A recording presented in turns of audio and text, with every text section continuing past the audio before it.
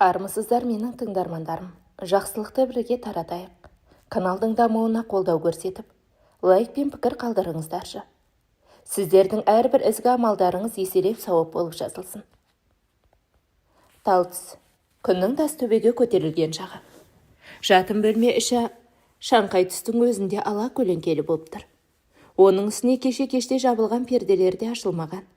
Сандық үстіне ретсіз жиналған көрпелер мен оның үстіне лақтыра салынған киімдер астан кестең.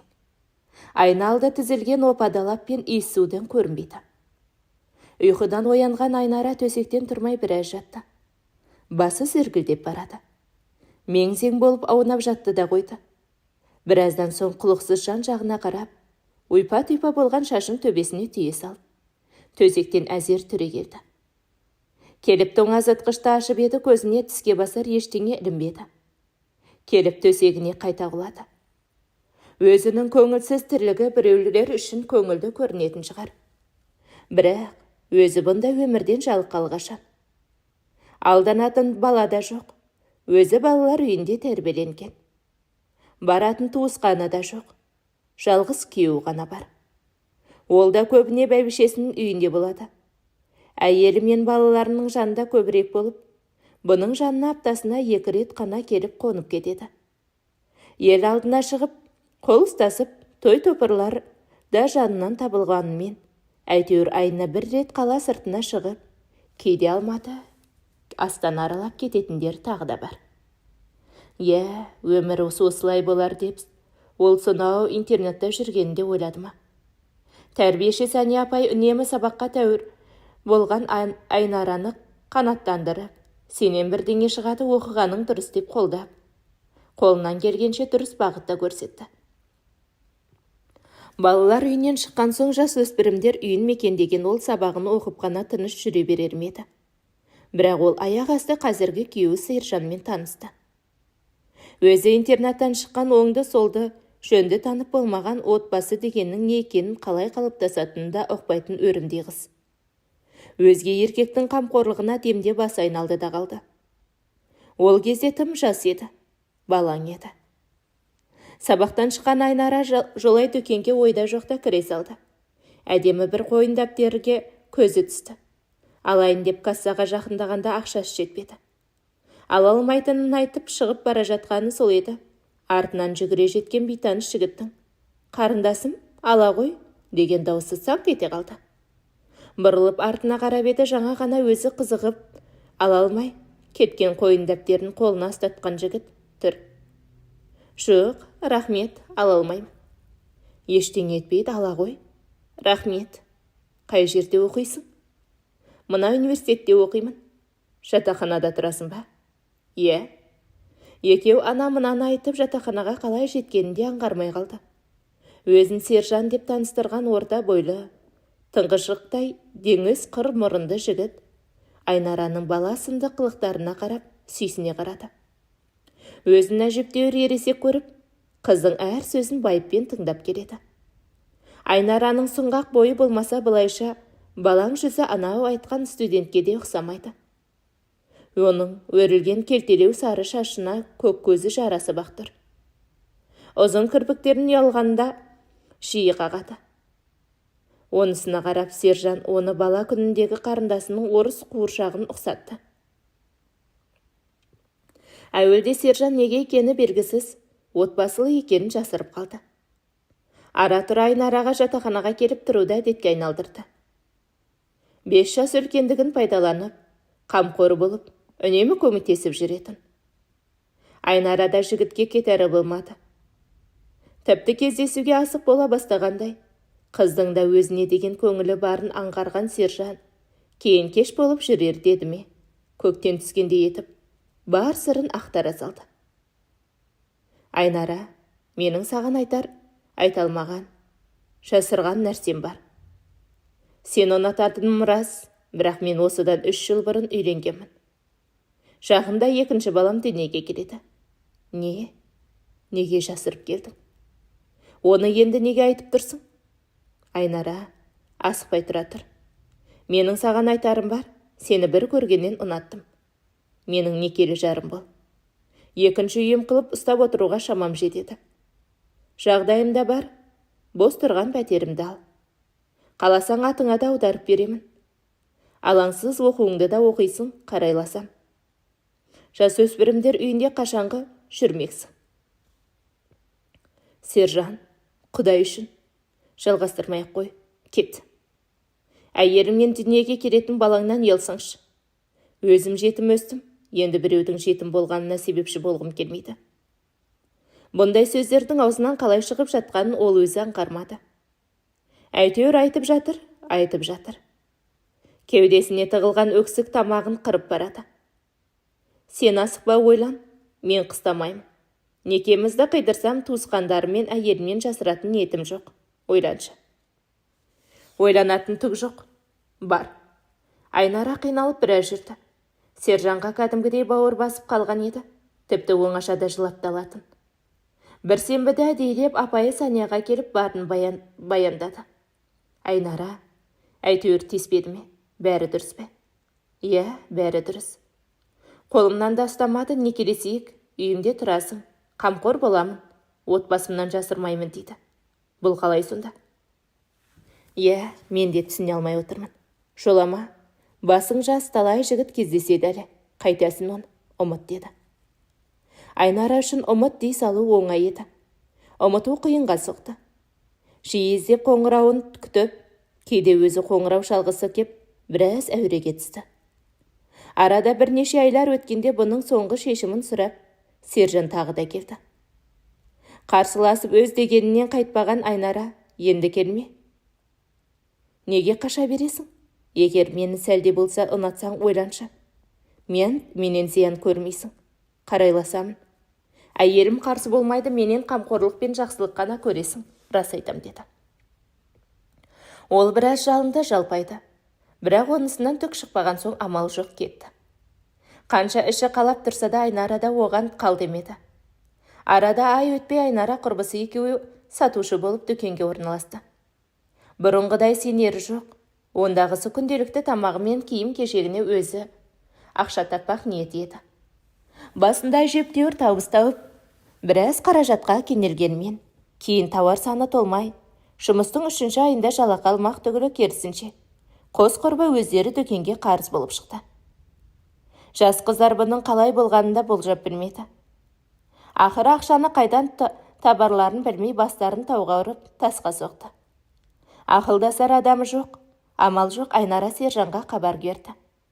Ол келе екі қыздың қарызын төлеп әлгі жерден жұмыстан шығарып алды. Осы кездесуден кейін олар бұрынғыша қайта араласа бастады. Екеуі қыз жігіт болып кездесіп те бастап кетті. Арада 6 ай өткенде неке қиылды. Басында Сержан әйеліме айтамын, әке-шешеме барып таныстырамын деп уәде еткенмен, оның бірі де орындалмады. Айнара ол отбасыға қатысы жоқ жан болып шыға келді. Жан, сен мені ата-анаммен таныстырам дегенің қайда? Олар кеңестік заманның адамдары ғой, түсінбей. Неге? Онда неге басында олардың мені қабылдайтынына сенімді болдың? Білмеймін, өзім солай ойлағамын. Әйелің ше? Үндемеді. Біле ме? Біледі. Не деді? Не десін? Ештеңе. Қалай сонда не деді? Қойшы жаным, не болды? Неге сұрап қалдың? Жоқ, алдында үй ішіме айтам деген едің. Соған сұрағамын. Қалай қабылдады деп ойлап қоямын. Мен балалар үйінде өскемін. Еш уақытта әке мен ана, бала деген отбасылық қарым-қатынастардан хабарым жоқ. Негізі өзім армандайтынмын, үлкен отбасына келін болсам ғой деп. Бірақ арманым орындалмады. Сол баяғы жалғыздығым, сенің бір ашынаң сияқтымын. Олай деме. Баламыз болса үлкен отбасыға әлі айналамыз. Қалай? Аптаның 7 күнінде де сен жанымызда бола алмас едің ғой. Кейде осы біздікі қатеме деймін. Олай деме. Екемізге осы өміріміз жайлы ештеңеден тарлық көріп жатқан жоқсың. Мәселе онда емес, толыққанды отбасы болсақ қой деп кейде өкінемін. Бірдеңе жетпейтіндей, аптаның 5 күні өзім боламын үйде. Қалаған уақытымда жазада алмаймын. Оны да көп көрдің. Ту, жаным, қойшы енді. Сәбиіміз болса маған уақытыңда қалмайды. Айнара әйтеуір оның әйелінің бұл екінші некені қабылдамағанын, соған болар еніштерінің бар екенін де іштей сезеді. Сержан ашып айта алмағанмен, әйел зат емес пе? Өткенде, жаным, қалаған уақытыңда жазбашы. Өзім жазсам сол кезде жаза бер. Неге? Әйелің емеспін бе? Я, солай ғой, дегенмен кейде телефонын баламда болады. Мультфильм қарайды дегендей. Әйелің көріп ренжиді ме? Жоқ. Сержан, басында сен бұлай демеп едің. Айтқандарының бәрі сөз күйінде қалды. Сержан жарытып жауаптыға жатпады. Айнара оның екі жақты да ренжіткісі келмейтінін сезді. Ара қатынасты үзейін десе Сержанды қимайды. Ақыры одан ары тоңтарыс. Көңілі қаласа кездесіп, қаламаса есік ашпай жата беретінді шығарды. Жылдар жылжып араға уақыт түсті. Айнара дүдәмәл күйде жүріп оқуында бітірді. Сержан оны жұмысқа орналастырды. Айнара тағы да сырттай оқуға түсті. Заң саласы болған соң оған оқуы өсу үшін, табыс табу үшін колледж білімі аздық ететінін түсінген соң солай етті. Әйтеуір өз мамандығын сүйетін. Қолы босаса кітап оқып, әріптестерінің жас ерекшеліктеріне қарамай араласуға, сұхбаттасуға тырысатын. Ондағы ойы кәсібінің қыр-сырын одан әрі білсем, меңгерсем деген ой еді. Баяғы балалығы артта қала бастады. Сержан екеу аз уақыттарын бірге өткізеді. Бұл жүріске де еті әбден өліп кеткен Айнара тіпті болашағын ойлаудан қашатын. Уақытының бәрін жұмысына арнап жүре берді. Кейде жалғыздықтан жабығып, жападан жалғыз сергіп кететін. Көңілі құлазып, өміріне өң кіргізер нәрсе іздеп шарқ ұратын. Бауыры бар жандар көрсе қызыға қарайтын. Жатын бөлме іші жап-жарық. Сенбі болған соң бүгін Сержан таңғы асын іше салысымен жетті. Төсектен тұрмастан Айнараның жастыққа жайыла төгілген шашын иіскеп. Жаным, иісің бар. Өзің балдайсың, білесің бе? Айнара оның сөздерін елемеді де. Түрегеліп отырды да, қобыраған шашын жастығының жанында жатқан резеңкемен төбесіне түйе салып. Жаным, мен өзімнің тегімді біліп, анамды тапсам деймін. Оны қайдан шығардың? Енді қайтемін, жалғызбын, ешкімім жоқ. Сенің айналаң толып тұрған соң түсіне бермейсің. Негізі жалғыз сұраймын. Мен бармын ғой. Ең болмаса баламда жоқ. Жаным, болады асықпа. Өткендегі дәрігердің берген дәрілерін ішіп жүрсің бе? Өзіңде балаларың бар. Сосын менде бала жоғы сені қызықтырмайтын сияқты. Неге? Сенен балам болғанын неге қаламайын? Болмай жатыр ғой. Жараңның аузын тырнағандай болып, оны неге айта беруім керек? Қойш, деді де Айнара төсектен ытқи тұрғаны сол екен. Әппақ саны жарқ етті. Сержан оған әлі де жанымда жата тұршы дегендей, қолын соза түсті. Көз қиығымен бәрін көріп тұрса да Айнара түрілген халатының етегін сілкей түсіріп, жіберіп, жуынатын бөлмеге кіріп кетті. Олар екеулеп Айнараның жақындарын іздестіріп табуға тырысты. Онымен нақты мәлімет таппады, іздеу жалғаса берді. Араға біраз уақыт тағы да түсті. Айнара қызметте жоғарылап ортасына сыйлы, білікті маманға айнала бастады. Сержанмен де арасы жақсы. Бәрі қалағандай тек жақын арада Сержанның тағы да балалы болғанын естігенде жаны жабырқады. Жыл сайын дүниеге сәби әкеліп жатқан оның бірінші жарына қызыға да қызғана да қарайтынды шығарды. Жаным, тағы да қаралсақ қайтеді деді. Өткендегі дәрігер не деді? Ештеңе, менде бәрі дұрыс. Ешқандай шағым жоқ, күйеуің үнемі жаныңда болмағаннан шығар деп болжам жасады. Мүмкін сен қаралап көрсеңші. Менен не болады? Балаларым бар емес пе? Деген сөз тіліне оралғанмен айтпай тістеп қалды. Сонда да екеуміз барып көрсек қайтеді. Қойшын, сен де айтасың. Асықпаш, Алла берейін десе береді баланы. Неге соған жабысып қалдың?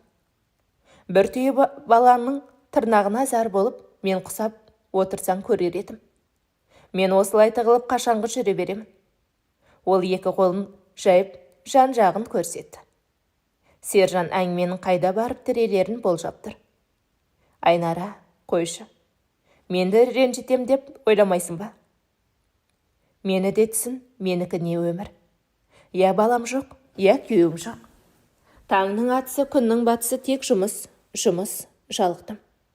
Ботақан. Келесі апта сенің туған күнің емес пе, мүшел жасыңды атап өту үшін Түркияға апарам. 10 күн сонда боламыз. Сержан жанына келіп, оның арқа тұсынан құшақтай алды. Айнара қуанбады да. Түрінде селқостық бар. Қолына ұстаған сүлгіні одан әрі шиыршықтай берді. Бір нүктеге қадала қарап қалған соң, ол сүлгіні керуеттің үстіне лақтыра салды. Келіншегінің босанып жатыр. Сен оны күнменімен кетпексің. Жаным, осы менікі де сенікі де дұрыс емес. Мынауымыз бекер, менің жанымда тыныш емес. Сержан енді Айнараны өзіне қарата құшақтаған күйі. Ту, жан, не қыпылтап жатырсың? Бар үйіңе, бар, шаршап кеттім бәрінен. Айнара оған есік жақты нұсқады. Айнара соңғы күндері Сержанмен кездесуден бас тарта бастады. Өткенін ойласа көңілі құлазып шыға келеді. Құрбысы Гүлназ, Айнара, мен әуе бастан осы шешіміңді құптамадым білесің. Екіге жарылып жүрген еркек маған ұнамайды. Одан бала тууға неге құмартып қалдың? Мүмкін ажырасарсың. Сосын кейін басқа жігітпен танысарсың, кім біледі. Өзімде соны ойлап жүрмін. Жасым 20-ға жетпей неге сонша асықтым деп те өкінемін. Жасың әлі қайда, 25-ге енді толасың. Бәрі өзгереді. Қаншама уақытым кетті, осы күні бірінші әйелін жиі өлетінді шығарыппын. Сержан жанында болмағанда қандай күйде болады деп те мазасызданам. Бұрын бала болдым ба, әлде отбасының қандай, қалай болатынын өмірімде көрмегесін. Оның қыр-сырын ұқпағандығымнан шығар деп те өзімді жұбатамын. Әлі де кеш емес деймін. Айнара екі ойлы болып қала берді. Түркияға да барудан бас тартты. Көңілсіздік билеп жанын қойырға жер таппай. Сержанның келуде оны қуантпады. Оның осы күйін аңғарған Сержанда, жаным, қаласаң қаралайық. Неге сонша өзгеріп барасың? Қашан келсем де көңілсіз жүресің, ауырып қаларсың деп, бәйек болып асты үстіне түсті. Жоқ, қажет емес. Мен сенен ажырасқым келеді. Не? Мен не істеймін? Мені ойладың ба? Мен сенің күйеуің емеспін бе? Саған не болады? Өз отбасың бар. Жан-жағыңда қаумалаған балаларың бар. Атана, бауырларың бар. Ал мен кімге керекпін? Кімім бар? Сенің маған қамқорлығың, мен көмегіңе алғысым шексіз. Сен болмағанда менің қазіргі жайым нендей болатынын елестету қиын. Осы кезге дейін шыққан биігім мен жетістігім болса, оның әрбірінде сенің үлесің бар. Ризамын. Бірақ сенің отбасыңа үшінші адам болып бекерге килігіппін. Қатемді кеш түсіндім. Бағыт-бағдар көрсетер адам болмады ма? Әлде жанұя құндылықтарын жете білмегенімнен бекен. Әйтеуір дұрыс жасамадым. Есейгенім шығар, сенің бірінші әйеліңді жиі ойлайтын болып жүрмін. Арамызда мұсылманша неке ғана бар, өкінемін. Бұл сөздермен Айнараның жұбата алмасын білсе де Сержан жанталаса. Ол нағыз неке емес пе? Ел не десе о десін, некелі жарымсың. Үнсіз қалған Айнараға қарап, Сержан ойланып ұзақ отырды. Бір кезде. Мен сені жақсы көрем ғой, білесің бе? Мен сені сүйем. Сен мен үшін қымбатсың. Мені өзімшіл дерсің. Әйел үстіне әйел алған оңбаған дерсің. Бірақ мен сені шексіз сүйдім ғой. Сүйем де. Көңілім осы жаққа тартады да тұрады. Әйел мен балаларымды да қимаймын. Айнара оны одан әрі сөйлетпей қолынан аузын жаба қойды. Балалар мен әйеліңнің жазығы жоқ. Қимасаң солармен ғана бол. Қателік жасаған екеуміз, түзететінде екеуміз болуымыз керек. Осы кезге шейін сәбилі болмағанымыздың да қайыры бар шығар. Не демексің? Бөлек кеткеніміз дұрыс болады, пәтеріңді жақын күнде босатып беремін. Не деп кеттің? Менше? Мен не істейсің? Мен қайтем?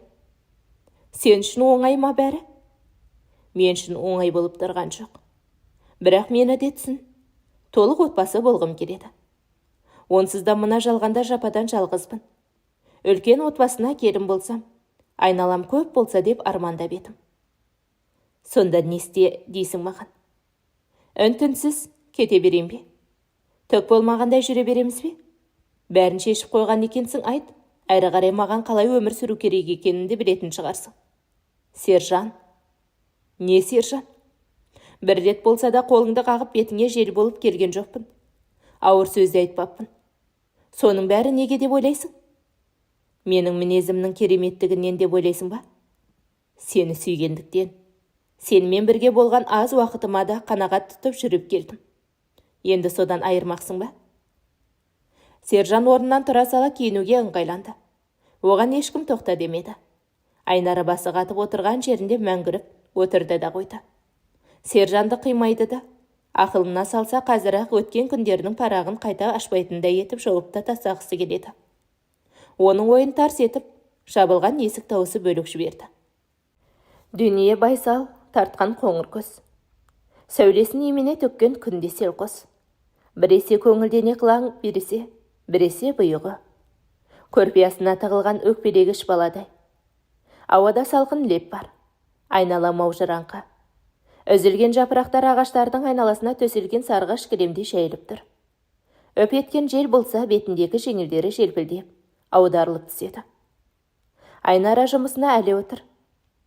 Бұйығы сырттағыдай емес, бұндағы көрініс мүлде өзгеше. Қым-қуыт қағазға көмілген ол әр бітірген шаруасына масаттана қарап қояды. Елдің бәрі әлдеқашан үйлеріне қайтып кеткен. Жалғыз өзі ел соңында қалып, тыныштықта жұмыс жасағанда жаны қалап тұрады. Жардағы сағат 20:03-ті көрсетіп тұр. Айнара орнынан тұрып жинала бастағаны сол екен. Шыр еткен телефон даусы оны селк еткізді. Алло, Айнарасың ба? Кездесуім қажет. Мен Дидармын, Сержанның әйелімін. Айнараның үстінен біреу су құйып жібергендей әсерде қалды. Алдым-жылдым жиналып үстіне пальтосын іле салды. Сержанға ештеңе деместен өзін Сержанның әйелімін деп атаған әйелдің айтқан жеріне бармаққа бекінді. Қанша қобалжыса да қаймықса да осылай етпесе, өмір бойы өкініп өтетіндей шанталаса жетті. Өзін Дидар деп таныстырған орта бойлы, қап-қара шашы иығынан қиылған. Арықша келген қара торыс сұлу әйел Айнараға бар ынтасымен зер сала қарады. Айнарада таң қалыс жоқ емес. Ол Сержанның бірінші жарын еш уақытта сымбатты да, сұлу, келісті келіншек деп еш уақытта ойламапты. Оның ойынша үй шаруасымен балаға байланған, ата мен ененің бабын өзінен жоғары қойған.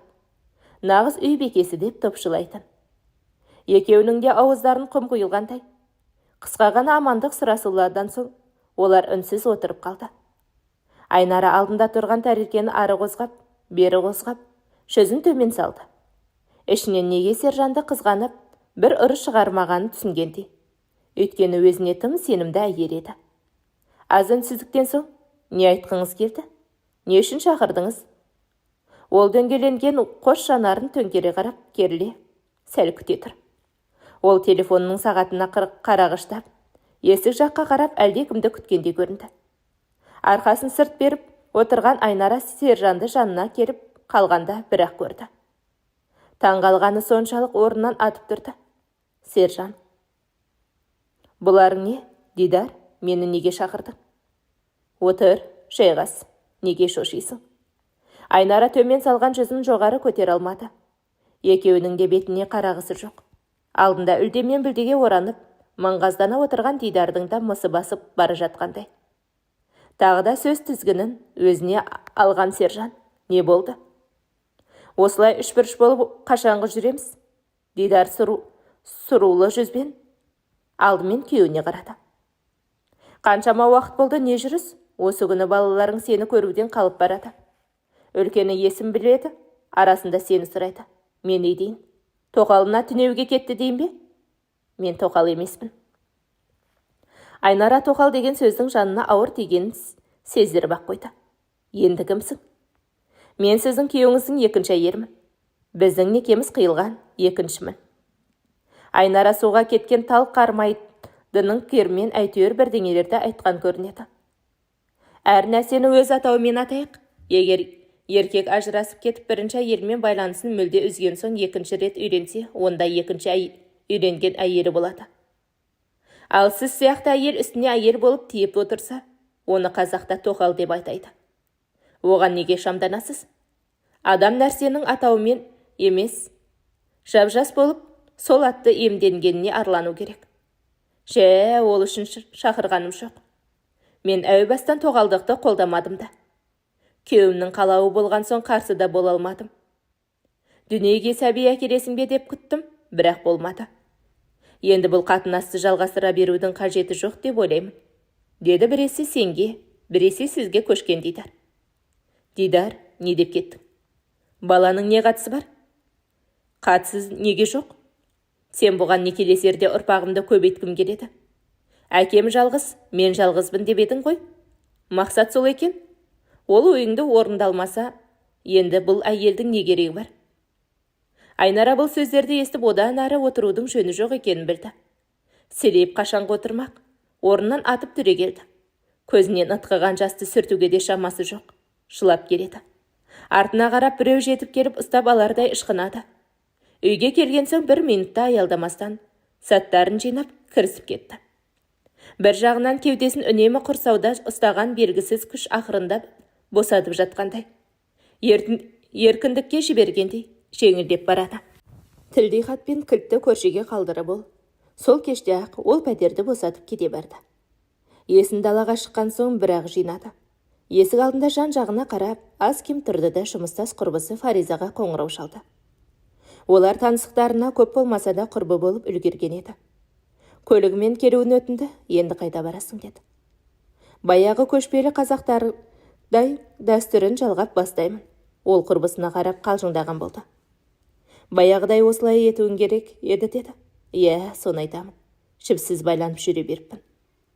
Жанарынан домалаған жасын сүртіп, бұл да маған берілген сынақ шығар. Жаныма күліп тұрып жылағаның не? Ішім жылап барады, қанша жеңілдеп тағдырымның түйткілі шешілген күн болғанымен. Ішімде өксік пе, өкініш пе, әйтеуір бірдеңе бардай. Өкіріп жылағым келеді. Ойбу, құрбым-ау, жүрейік. Шерт тарқатысып отырмасақ бүгін болмайды. Мен бүгінше заңгер емес психологпын. Кім еді? Әлгі ханым. Сол болайын. Ол жымия күліп, көлікке бар затты салды. Артына бұрылып өзі тұрған қабатқа ұзақ қараған Айнара. Бұл үй маған ыстық емес десем өтірік болар-ау. Қанша бақты күнім мен түнім өтті. Әттең. Бәрі басқаша болғанда ғой. Құрбым, кеттік. Фарида оның жанына келіп иығына басын сүйеді. Жүрейік деді. Олар Фариданың үйіне келді, анасы асып қойған етінің дәмі қандай. Айнараның балалар үйінен шыққанынан хабардар, ол барынша үстісіне түсті. Бұндай құрметпен аналық бәйек болуды өмірінде көрмеген Айнара үшін ерекше әсер етті. Фарида үйде өзі ғана. Ағасы шетелде оқиды, әкесі балала күндерінде ажырасып кеткенде ұқсайды. Өзі айтпаған соң Айнарада ол жағын қазбалып сұрамапты. Анасы, қызым, ауырып отырған жоқсың ба, жүзің солғын деді. Жоқ апа, рахмет, жақсымын. Айнара кафеге барып отырып сергіп жүріп қайтсақ қайтеді. Барсақ барайық, үйде отыра берем.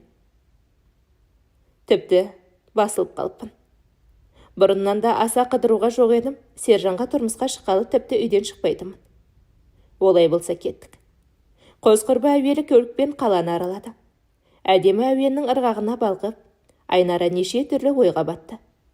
Ішінде екі алпауыт күш арпалысып жатқандай кафеге де келді. Ойына қайдан екен келген қайда бір кезде. Фарида, ішіп көрсек қайтеді деді. Оның не? Ішуші ме едің? Жоға, қайдағы? Тартып көрмедім. Бірінші рет көрмекпін. Қой, керек жоқ. Мен студент кезімде арасында сыралатқанмын. Бірақ жай ермек етіп қана. Ішімдікті қолдамаймын. Саған да кеңес бермеймін деді. Бүгінше көрсек қалай? Қаласаң бүгін ғана рұқсат, одан кейін аузыңа да алушы болма. Келістік. Бірақ бұл келісімнің орындалмайтынын құрбысы кеш білді. Айнара жұмысына жақын жерден жалға пәтерде тапты. Көшіп келді де өзін 5 күн бойы жұмыспен алдандырса, қалған 2 күн ішімдікпен алдандыратын әдет тапты. Есігін іштен кілттеп алдын ала әкеп қойған ішімдігін ішіп, бар телефонды өшіріп, мең-зең болып жату оның әдетіне айнала барады. Фаридадан жасырынып ішетінді шығарды. Бірнеше айға созылды, тіпті апта соңын асыға да, қуана да күтетін, оңашада жылайды, күледі. Кейде әлсіреп жатып қалғып кететін. Мүмкін бұл жайт жалғаса берер ме еді? Дүрсілдей қағылған есік алып барады. Әдетте ешкім іздеп келмейтініне үйренген ол, Кім деді. Мен Фарида. Айнара үн-түнсіз. Үстіндегі алды ашылған халатын түзегендей болып, қобыраған шашын қолына түскен шаш буғышпен түйіп, түр келтіргендей болды. Кетіп қалды деп ойлады ма, үнсіз барып есікті тыңдыңдады. Айнара, іште екеніңді білем, аш деді. Амал құрған Айнара есікті ашып жіберді. Есіктің ашылуымен бірге сыртқа лап қойған арақтың иісі қолқаны қабады. Мұрнын жауып тыжырана қараған Фарида, шаным-ау, мынауың не? Не тұр мынау? Менің де біреу есігімді қағады екен-ау. Неге олай дейсің? Өзің сенбі болса, телефон сөндіріп қоясың. Бір нәрсенің дұрыс емес екенін сезіп жүргенмін. Дүйсенбі сайын үхілеп, ісіп кеуіп мазаңның болмай отыратын аңғармады ғой дейсің бе?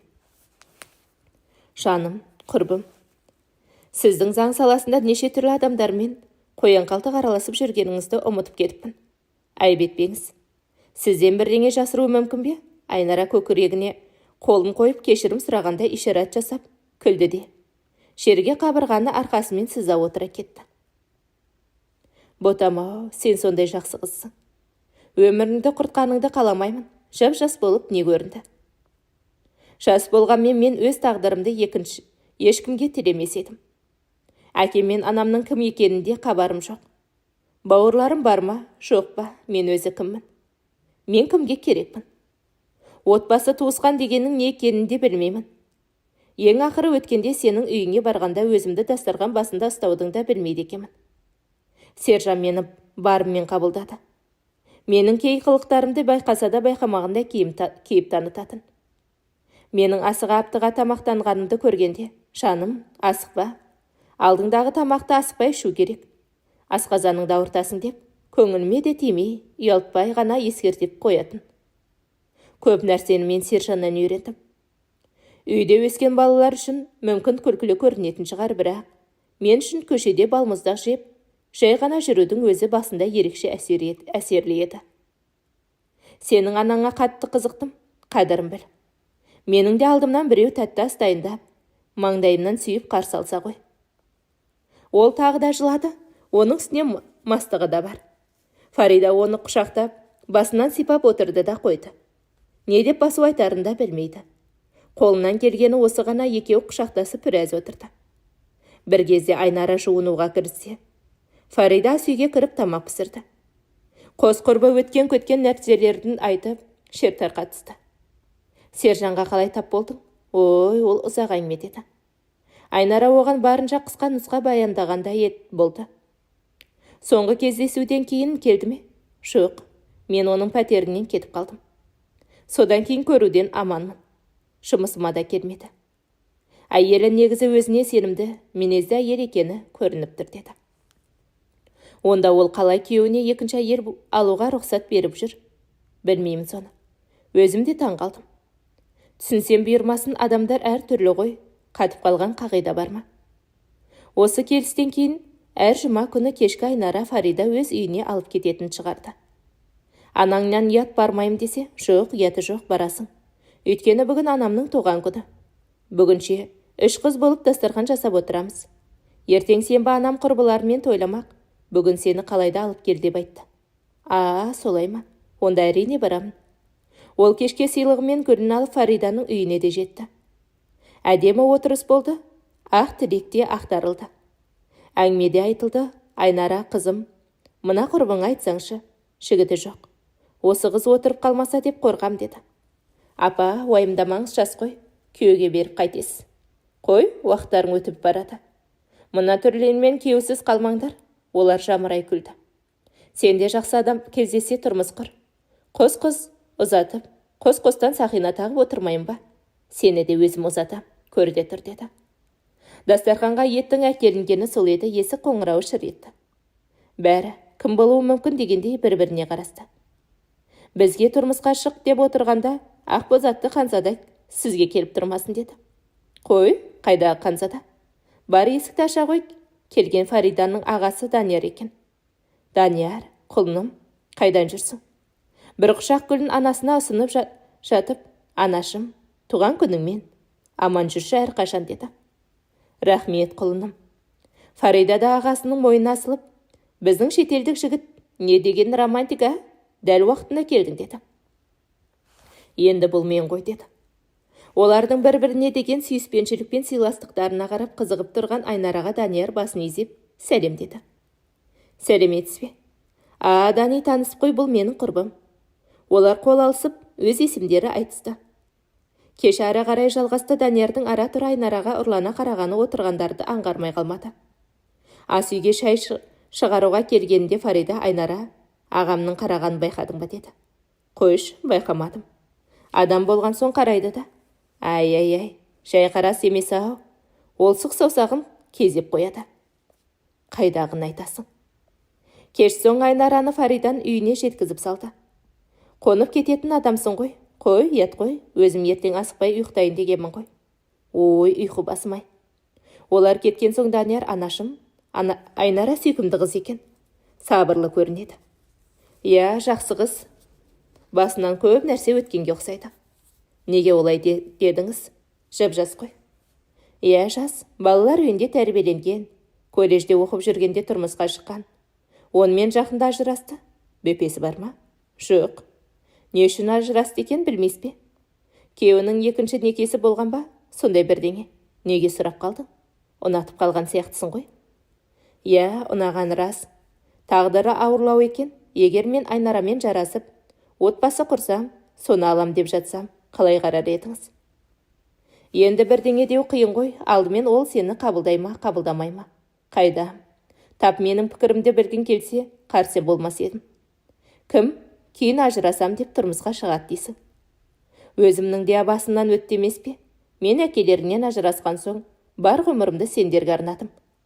Ал Айнара тек өзі, оның басқа адамды кезіктіріп тұрмысқа шыққанының не әбестігі бар? Кімнің басынан не келіп, не кетпейді? Өзіңнің де өткен өмірің бар дегендей. Я, өтті кетті. Енді оны ойыма да алғым келмейді. Ақмақ болып үйленуге асығыппын ғой.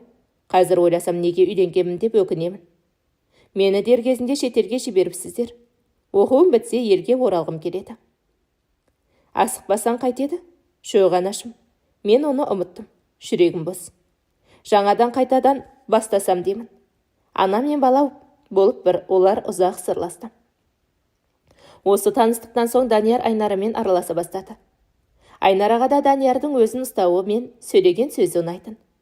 Өте байсалды, сөзі нық. Екеуі де бастарынан өткен жайды айтысып, сырласып та үлгерді. Ол көп сөз бады. Кезекті кездескенінде Айнара, менің демалысым аяқталып қалды. Кейін қайтам.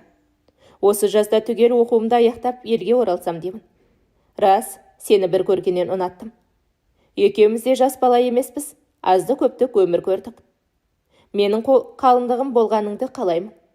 Алыс жолға шықпас бұрын шешіміңді естіп, келісіміңді алсам деймін. Алда қаласаң жарым етуге де дайымын. Осылай тез бе? Бар болғаны бір апта ғана таныспыз. Нағыз өз адамыңды танып білу үшін бұл аз уақыт емес. Менің жанымның жартысы сен секілді көрінесің. Қайда, мен ештеңе дей алмаймын. Ешқандай уәде де бермеймін.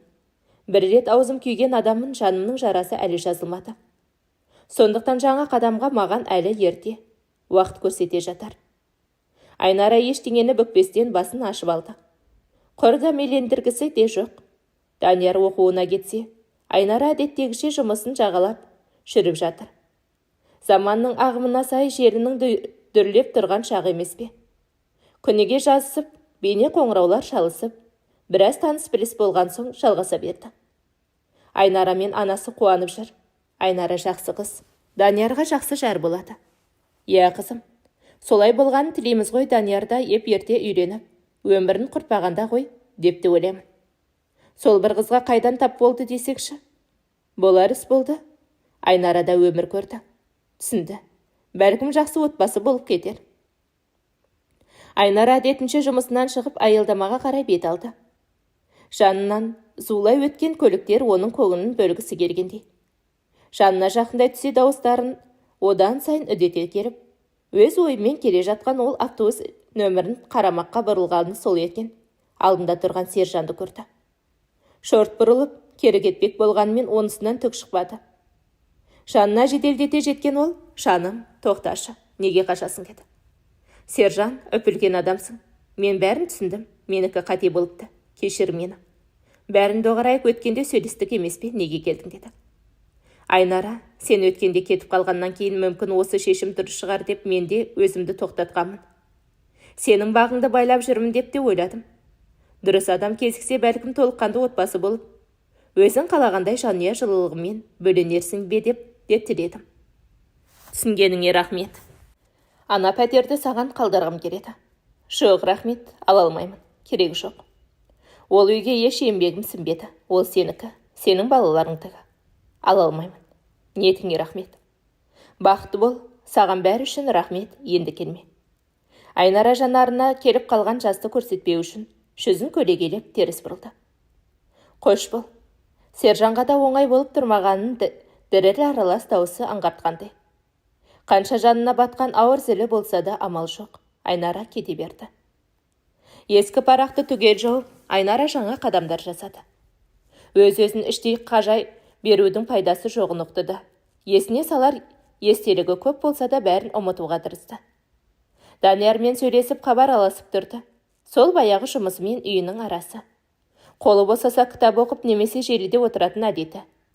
Өзінің ішкі ойын жазып фотоларын жүктеу оған қызық еді. Бірде жел ақтарып жатып өзінің тегін жазып, өзімен тегі бірдей жандарды іздей бастады. Неде болса Ақтөбенің тумасы шығармын деп топшылайды. Басқа жақтан болсам, сол жақтың интернатында болар едім ғой деп те ойлайды. Ойына ой түсіп, Фарида, осы сенбі боссың ба? Иә, неге? Алғаға интернатқа барсам деймін. Құжаттарды қарап өз анамды іздесем, қалай ойлайсың, табалам ба? Мәссаған, бұрын қалай ойламағанбыз. Менің бұрыннан ойымда бар тұғын, тек ретін білмейтімін. Интернатқа барып қай перзентханада дүниеге келгенімді білсем, әрі қарай тарқатыла ма деген үміт қой. Олар ертесі жолға шықты, артта отырған Фарида мен Айнара тым-тырыс.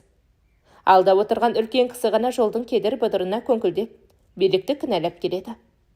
Қала кіре бересіндегі зауыт көрінісімен Айнара терезеге ынтыға жақындай түсті. Кеткелі келмеген бұл қаланың өзіне сондай ыстық боларын ол білмепті. Балалар үйіне жақындағанда Айнара бір түсініксіз күйге түсті. Эх, өмір, неге менің тағдырым осы жерден басталды мекен? Дейді іште. Интернет ауласына кірісімен шуылдай ойнап жүрген кішкене балаларға көзі түсті. Жаутаңдай қарап, әрбір жолдарында кездескен жанға сұраулық жүзбен қарайтын, бүйкіне сәбилерге ұзақ қарады. Бір кездері олардың орнында тұлымшығы желбіреп, қазынаның берген киімін киіп, бірде жылап, бірде жұбанып жүруші еді. Маңдайынан бір адамның сүйгені есінде жоқ. Кеудесіне ызама, кекпе, бірдеңе буып барады. Келген жағына кері бұрылып кете барды. Соңынан ере жүгірген Фарида, не болды, неге кері кеттің деді. Әздемеймін, мені керексіз зат секілді тастап кете барған жанды неге іздеуім керек. Сонда өзі қалай жер басып, ас ішіп жүрді екен.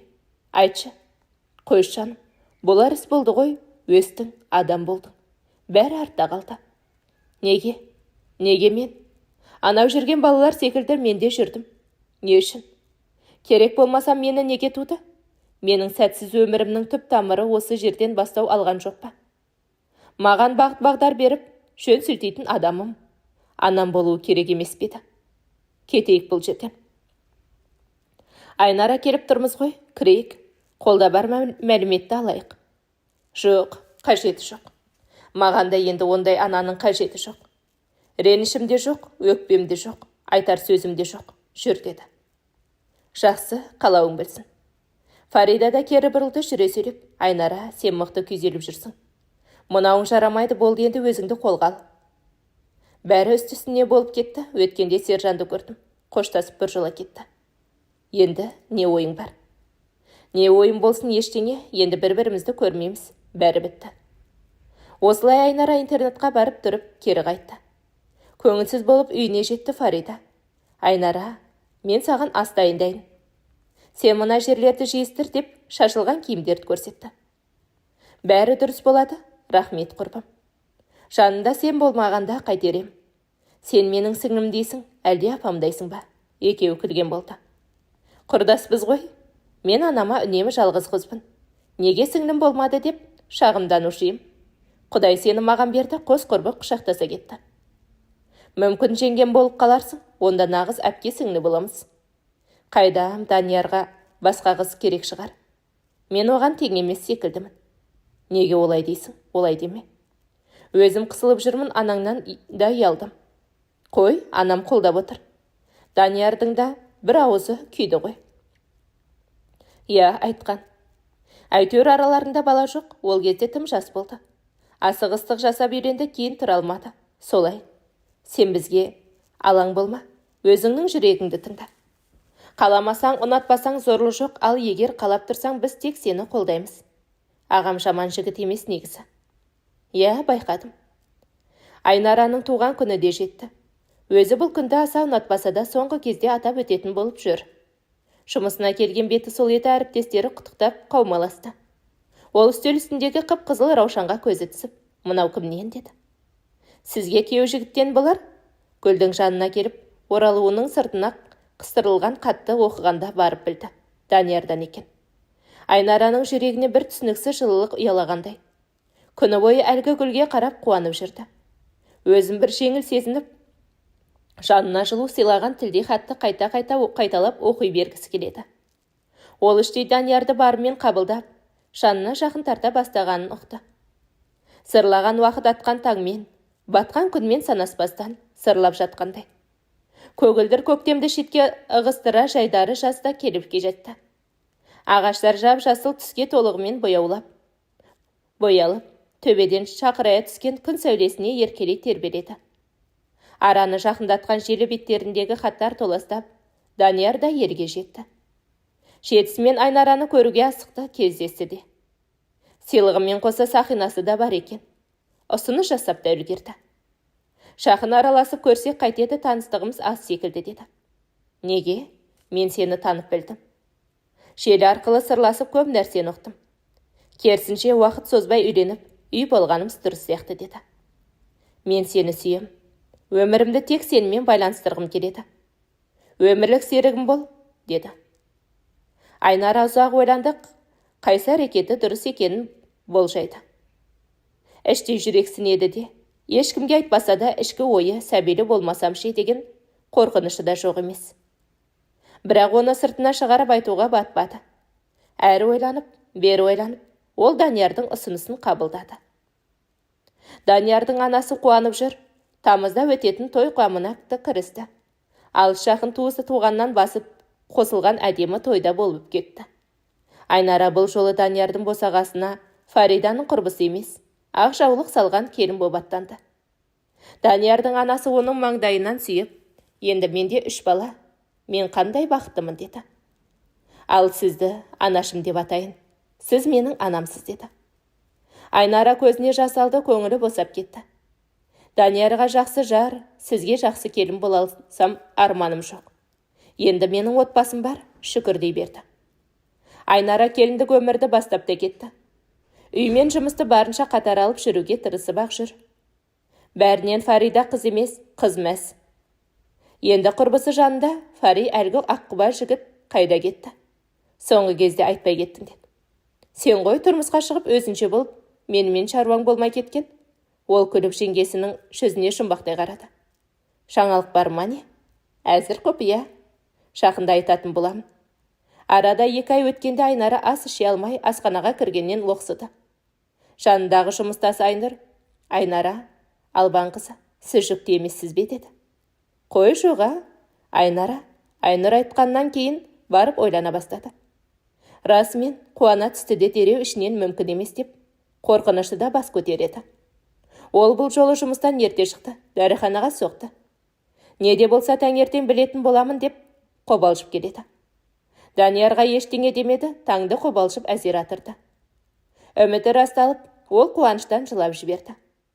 Көңілі алабыртып, алғашқы сезімін өзінде барынша құпия ұстап, өз қуанышына өзі оранып алды. Іші толқып, бірде күліп, бірде көзіне жас келеді. Жұмысқа барды, ештеңеге қолы батпай, қалықтап жүргендей. Жолына кезіккендерге жымиып қарап қояды. Бір кезде өз-өзіне орнынан атып түрегелді. Емханаға тұра жүгірді. Ондағысы тағы да нақтылап білмек еді. Мен бұрын тұрмыста болған едім, қаншама жыл бала көтер алмаған соң сеніңкіремей тұрмын деді. Жоқ, алаң болмаңыз. Сізде жүктіліктің 3-ші аптасы. Сонда қалай? Қалайы жоқ? Бұрынғы жолдасыңызбен мүмкін сәйкессіздік болған шығар. Нақты себебін білмеймін, алдыңғы дәрігердің жазбаларын қарап отырмын. Сізде бәрі жақсы. Осы жолы нақты жүктісіз деді. Айнара қуанып кетті, тіпті дәрігерді құшақтап алғысы кеп тұр. Енді ол кешті асыға күтті, Даниярына айтпақ, бірақ шыдай алмады. Жұмыс уақытының аяқталар уақыты әлі ерте болса да, ол жұмысқа қайта бармады. Тосын сый жасап Даниярдың жұмыс орнына келді. Хатшы жоқ екен, бірден жұмыс бөлмесіне кіріп барды. Өз көзіне өзі сеналар емес. Қақ алдында Данияры хатшы қызды үстел үстіне отырғыза құшып, әлденен айтып күліп жатыр екен. Басы мең-зең болып, сол жерде құлап түсті. Оянғанда айналасы тола ақ қалаттылар. Бәрі қаумалап, оны жедел жәрдеммен ауруханаға апара жатыр екен. Жанында күйеуі де отыр, жеткенше ол есін жиып үлгерді. Жедел жәрдем көлігінен өз аяғымен түскен ол, ішке кіріп, қан қысымын өлшетіп, әрі қарай тексерулерден бас тартып, қолхат жазып кете барды. Екі иығы салбырап, таңертеңгі күйінен із қалмаған. Артынан ере шыққан Данияр, сен ойлағандай емес, Айнара, не болды саған? Ол менің кластасым ғой деді. Данияр, өтінем, ештеңе демей-ақ қой. Такси тоқтатты. Айнара мінген таксиге Данияр да қоса мінді. Үйге дейін Айнара бір тіл қатпады, жансыз адамдай. Үйге кірісімен жатын бөлмесінен келіп заттарын жинай бастады. Не болғанын ұқпаған енесі, қызым, не болды? Аманшылық па? Неге жиналып жатырсың? Деп бәйек боп жүр. Айнара сенімсіз жандай, бетінде ешқандай көңіл күйдің нышаны байқалмады. Қолына ілінгенін алып есікке таяғанда, анашым, кешіріңіз мені, кеше көріңіз. Сіз менің анам болып мәңгі қаласыз. Аналық махаббат пен қамқорлықты мен сізден ғана көрдім. Аз уақыт болса да мен бұл үйде бақытты болдым. Әрі қарай қаламаймын.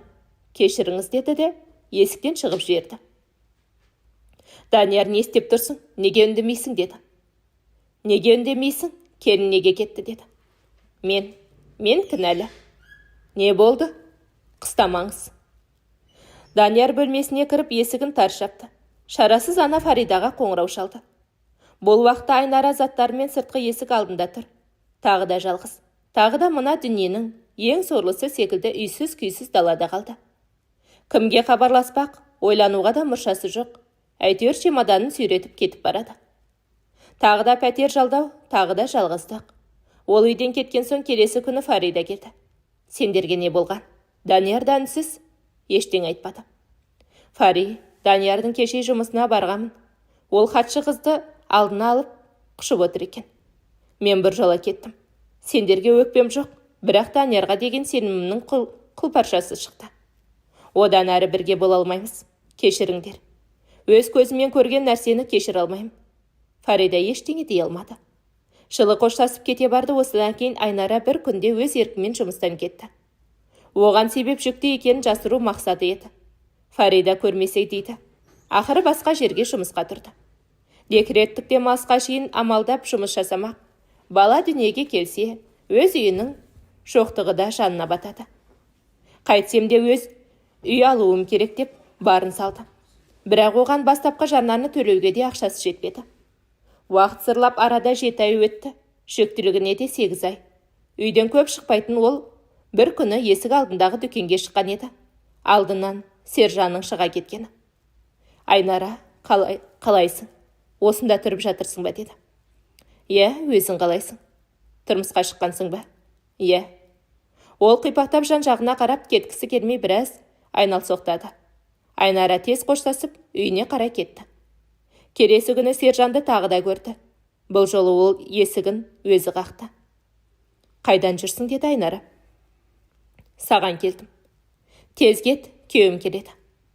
Ешқандай күйеу жоқ, мен саған келдім. Жинал деді. Есің дұрыс па, қайда, күйеуім бар деймін, деді. Көршілерден сұрастып біліп алдым, жинал деді. Сержан өзі бастап қолына ілінген киім-кешектерді жиыстыра бастады. Айнара, Сержан, жөніңді айт, мен ешқайда бармайым деді. Жаным, Сержан шыдай алмай Айнараны құшақтай алды. Босатар емес. Шындысың ба, жібер деймін саған деді. Жоқ, бұл жолы босатпаймын, қайтадан үйленеміз. Есің дұрыс па, мен өзге адамның баласына жүктімін. Бола берсін, балам маған таңсық емес, әкесі болам. Енді менен құтыла алмайсың, болды жинал деді. Бұл дұрыс емес, дұрыс, өзіміз үшін өмір сүрейік. Сені ұмыта алмадым, мен сені сүйем. Қайтадан екемізді қиямыз. Бұрынғы саған берген пәтерім бос тұр, сонда барып тұрасың. Ештеңе білмеймін, енді сенен қайтадан айырылар жағдайым жоқ. Жоқ, шулама. Қанша жыл сенің әйеліңе жасаған қиянатымда жетер. Енді мен олай өмір сүре алмаймын. Ел көзінен тығылып өмір сүргім келмейді. Құдай үшін, кет деді, шық деді. Қоңыр күз еді, ақ жауын себелеп тұр. Қазан айының соңы Ақтөбенің ең бір жүдең, көңілсіз жағы. Аспанға бұлт үйірілсе өкпелі баладай шауа салатын әдеті тағы да бар. Салқын желін айтпағанда шайшылықта ызғары өкпеңнен өтеді. Бүгінде әдетінен жаңылмай суығын шашып, нөсерін төгіп тұр. Алғаға бет алған көлік демде қала сыртынан бір шықты. Айнараны тездетіп өткенінен алыстатайын дегендей жылдамдығын үдете берді. Я, Айнара кетіп барады. Өмірімнің осылай болғаны өзгеге жасаған қиянатымнан болар. Енді ешкімге зиянымды тигізбеймін. Бастысы балам дүниеге келсе, адал өмір сүремін дейді. Іште өз-өзіне сөз бере. Я, ол ел көзінен тасаланып кетіп барады. Сол баяғы өзі өскен алғаға жол тартты. Ақтөбегідегідей емес, бұл жақ шағын қала. Әрі пәтер ақысы да қолжетімді. Баламды аман сау босанып алсам, әрі қарай жеке заңгерлік кабинет ашсам да тіршілік қалармын деп, бір түнде шешім шығарып кетіп бара жатқан жайы осы. Ол алысқа көз тастады. Радиодан шырқалған Мұзарттың әні несімен жақпағанын қайда. Жүргізушіге келесі арнаға ауыстыра салды. Адамның бәрі жолаушы, сарылып бақыт іздеген. Мына сөздер расымен Айнараның жай күйіне үндесе кетті. Айнара көбірлей, бұл өмірде шынымен жолаушымыз-ау. Өз өміріме жететін сабақ алдым. Ендігі жерде тура жолдан тайдыра көрмеші, жаратқан. Мен ана боламын, әлі-ақ бақытты боламын. Мені алда жақсы күндер күтіп тұр, дей берді. Жүрегінің астындағы соғып тұрған кішкентай жүрек оған сенімділік пен қуат бергендей. Толқуын жасыра алмады. Алғаға жақындап қалған кезде жаңбырда кіл тоқтады. Ақырын терезені ашты, керемет ауадан рахаттана тыныс алды. Түнерген бұлтта ашуы тарағандай, шел ыңғайына қарай шалыстай бастады. Оның ойын жүргізушінің сөзі бөліп жіберді. Қарындасым, тоңып қалма. Ол дереу терезені жапты да, бұлт арасынан көрінген күн сәулесіне қарады. Айнала қоңырқай тартып тұрса да, жартылай жүзін көлеңкелеген күн көзі оған үмітіңді үзбе дегендей жымыңдайтындай. Айнара бар әлем оған мейірімін шашып, оның алдағы өмірін жақсылыққа болжап тұрғандай қуанып кетті. Әңгіменің соңына дейін тыңдағандарыңыз үшін алғысым шексіз. Әңгіме ұнаса лайк басып, пікір қалдыра кетіңіздер. Және жақындарыңызбен бөлісе отырыңыздар.